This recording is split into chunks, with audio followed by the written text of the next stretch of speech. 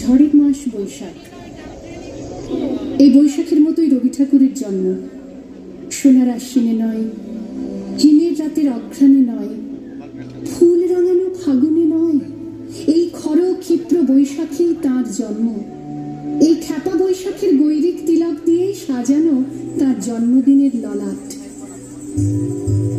বৈশাখে প্রকৃতির নতুন জন্ম, আমাদেরও নতুন জন্ম এই বৈশাখে, 25শে বৈশাখে, রবি ঠাকুরের জন্মদিনে।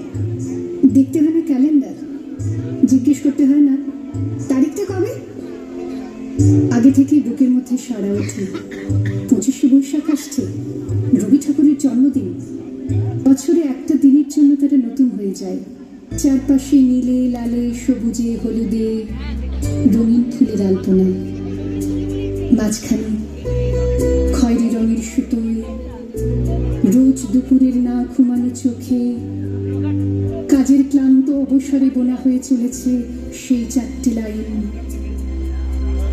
উদয়ের পথে শুনিকার বাণী, ভয় নাই ওরে ভয় নাই, নিঃশেষে প্রাণ যে করিবে দান, ক্ষয় নাই তার ক্ষয় নাই।